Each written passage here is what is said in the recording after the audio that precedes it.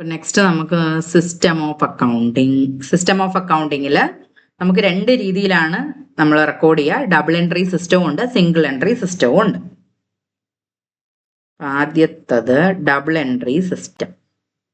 Double entry system is based on the principle of dual aspect. അപ്പോൾ dual aspect concept base ചെയ്തിട്ടാണ് double entry system. കാരണം ഓരോ ട്രാൻസാക്ഷനും debit ആസ്പെക്റ്റും ഉണ്ട്, credit ആസ്പെക്റ്റും ഉണ്ട്. അതാണ് ഡബിൾ എൻട്രി സിസ്റ്റം പറയുന്നത്. ഇനി double entry system is complete system as both the aspects of the transaction are recorded in the books of account. നമ്മൾ രണ്ട് ആസ്പെക്റ്റും, ഒരു ട്രാൻസാക്ഷന്റെ ഡെബിറ്റ് ആസ്പെക്റ്റും ക്രെഡിറ്റ് ആസ്പെക്റ്റും നമ്മൾ ബുക്സ് ഓഫ് അക്കൗണ്ട്സിൽ റെക്കോർഡ് ചെയ്യുക. അതാണ് ഡബിൾ എൻട്രി സിസ്റ്റം എന്ന് പറയുന്നത്. അപ്പോൾ അത് ആക്യുറേറ്റ് ആണ്. അവിടെ എറർ മിനിമം ആയിരിക്കും, അരിത്തമാറ്റിക്കൽ ആക്യുറസിയും കൂടുതലായിരിക്കും. അപ്പോൾ അവിടെ നമ്മൾ ട്രയൽ ബാലൻസ് ഒക്കെ പ്രിപ്പയർ ചെയ്യുന്നത് അവിടെയാണ്. ഇനി സിംഗിൾ എൻട്രി സിസ്റ്റം എന്ന് പറയുന്നത് ഇതൊരു കംപ്ലീറ്റ് അക്കൗണ്ടിങ് സിസ്റ്റം അല്ല.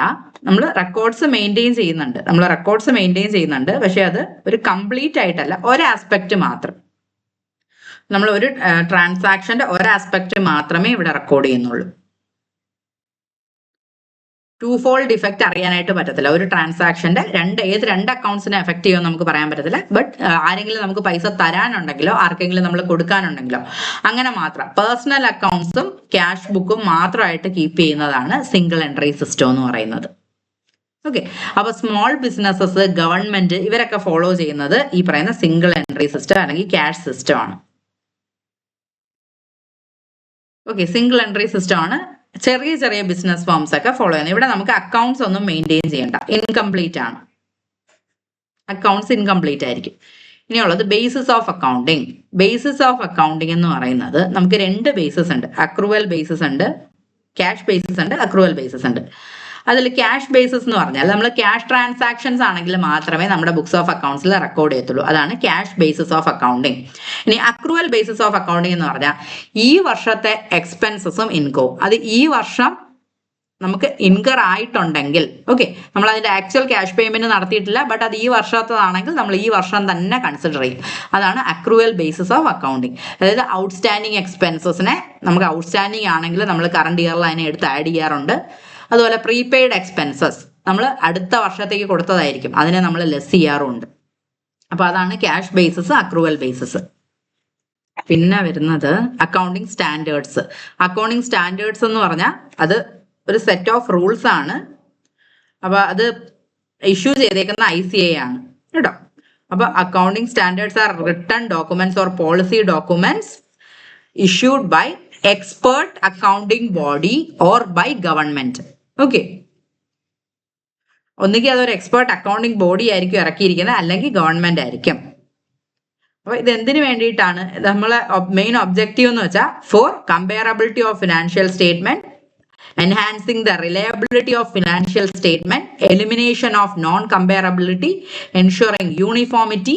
അപ്പൊ ഇങ്ങനെയുള്ള കാര്യങ്ങൾക്കൊക്കെ വേണ്ടിയിട്ടാണ് നമ്മൾ അക്കൗണ്ടിങ് സ്റ്റാൻഡേർഡ് ഇഷ്യൂ ചെയ്തിരിക്കുന്നത് ICA.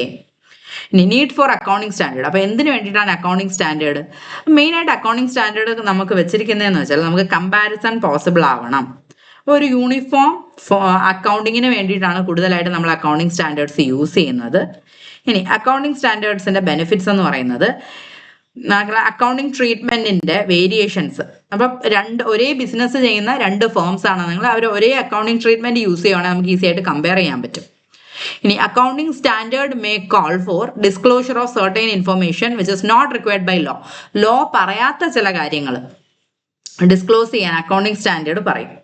പിന്നെ ഉള്ളത് accounting standard facilitate comparability of financial statement with Inter and intra company. അതായത് വിത്തിൻ ദ കമ്പനി, അതായത് നമ്മുടെ കമ്പനിയുടെ പ്രീവിയസ് ഇയറും കറണ്ട് ഇയറും കമ്പയർ ചെയ്യാൻ പറ്റും. അതേപോലെ ഔട്ട്സൈഡിലുള്ള ഒരു കമ്പനിയായിട്ട് നമ്മുടെ ഫിനാൻഷ്യൽ സ്റ്റേറ്റ്മെന്റ്സ് കമ്പയർ ചെയ്യാൻ പറ്റും നമ്മൾ അക്കൗണ്ടിങ് സ്റ്റാൻഡേർഡ്സ് ഫോളോ ചെയ്യുവാണെങ്കിൽ. കാരണം സെയിം രീതിയിലായിരിക്കും പ്രിപ്പയർ ചെയ്യുന്നത്, അപ്പൊ കമ്പാരിസൺ പോസിബിൾ ആവും. ഇനി അക്കൗണ്ടിങ് സ്റ്റാൻഡേർഡിന്റെ ലിമിറ്റേഷൻ എന്ന് പറയുന്നത് നമുക്ക് ഒരുപാട് അക്കൗണ്ടിങ് മെത്തേഡ് ചോയ്സ് ഉണ്ട്. അപ്പൊ ആ ചോയ്സ് നമുക്ക് നഷ്ടപ്പെടുകയാണ്. നമ്മൾ അക്കൗണ്ടിങ് സ്റ്റാൻഡേർഡ് യൂസ് ചെയ്യുവാണെങ്കിൽ ആ ചോയ്സ് നമുക്ക് നഷ്ടപ്പെടുകയാണ്. അങ്ങനെ ഒരു കാര്യമുണ്ട്. പിന്നെ it is rigidly followed and fails to extend flexibility in accounting standard. അപ്പോൾ ഭയങ്കര റിജിഡ് ആണ്, ഇതിന് ഫ്ലെക്സിബിലിറ്റി ഒട്ടും തന്നെ ഇല്ല. അക്കൗണ്ടിങ് സ്റ്റാൻഡേർഡ്സ് എന്ന് പറയുമ്പോൾ ഭയങ്കര റിജിഡ് ആണ്. പിന്നെ പറയുന്നത് accounting standard cannot over ride the statute. ഇനി നമ്മുടെ ലോയിൽ ഒരു കാര്യം പറയുന്നുണ്ട്, അക്കൗണ്ടിങ് സ്റ്റാൻഡേർഡിൽ വേറൊരു കാര്യം പറയുന്നുണ്ട്. രണ്ടും കൂടെ കോൺഫ്ലിക്റ്റ് ചെയ്യുവാണെങ്കിൽ ലോയിൽ എന്താണോ പറയുന്നത് അത് വേണം നമ്മൾ കൺസിഡർ ചെയ്യാൻ. ഓക്കെ, അപ്പൊ അതാണ് ലിമിറ്റേഷൻ ആയിട്ട് പറയുന്നത്. അക്കൗണ്ടിങ് സ്റ്റാൻഡേർഡിനും ലോയിനും തമ്മിൽ എന്തെങ്കിലും ഒരു കോൺഫ്ലിക്റ്റ് വരുവാണെങ്കിൽ ലോയിൽ പറഞ്ഞ എന്താണോ അതാണ് പ്രിവെയിൽ ചെയ്യുക.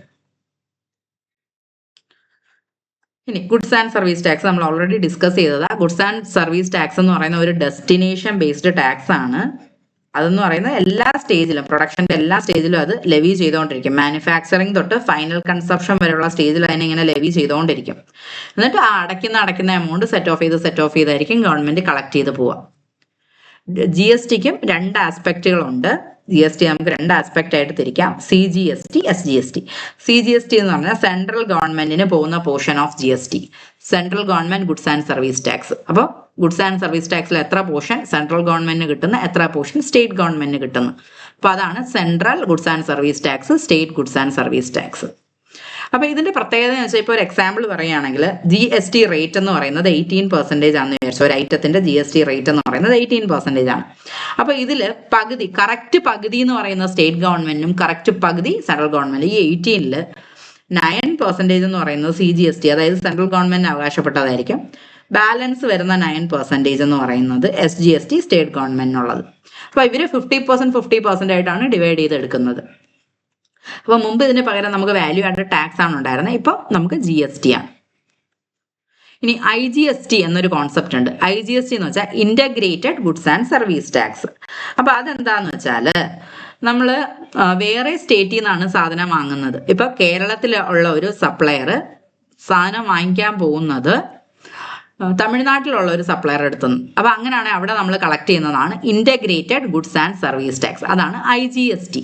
അതെന്ന് പറയുന്നത് എവിടെയും ഡിവൈഡ് ചെയ്യത്തൊന്നുമില്ല, ഒറ്റ റേറ്റ്. ഇപ്പൊ 18% ആണ്, ഫുൾ 18% എന്ന് പറയുന്നത് കളക്ട് ചെയ്യുന്നത് ആരായിരിക്കും? ആ ഡെസ്റ്റിനേഷൻ സ്റ്റേറ്റ് ആയിരിക്കും കളക്ട് ചെയ്യുന്നത്. ഓക്കെ, അപ്പോൾ ആ തമിഴ്നാട് തന്നെ ആയിരിക്കും കളക്ട് ചെയ്ത് വെക്കുക. എന്നിട്ട് അവരെന്ത് ചെയ്യും? അത് സെൻട്രലിന് റെമിറ്റ് ചെയ്യും. സെൻട്രൽ ഗവൺമെന്റ് പിന്നീട് എന്ത് ചെയ്യും? അത് ഡിവൈഡ് ചെയ്ത് കൊടുത്തോളും. അത് ഏത് സ്റ്റേറ്റിന് അവകാശപ്പെട്ടാന്ന് അവർ ചെക്ക് ചെയ്തിട്ട് അവർ ഡിവൈഡ് ചെയ്ത് കൊടുത്തോളും.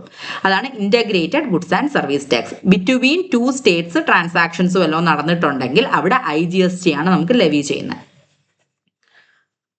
പിന്നെ ഐ ജി എസ് ടി നമ്മൾ പറഞ്ഞു.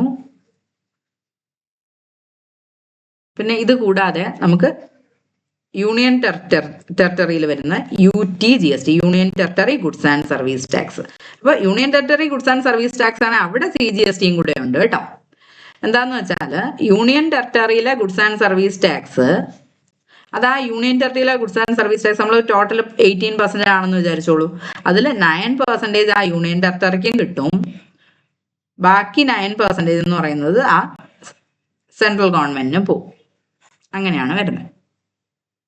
ഇനി നമുക്ക് ടാക്സ്, ഡയറക്റ്റ് ടാക്സ് രണ്ട് രീതിയിലാണ് വരുന്നത്.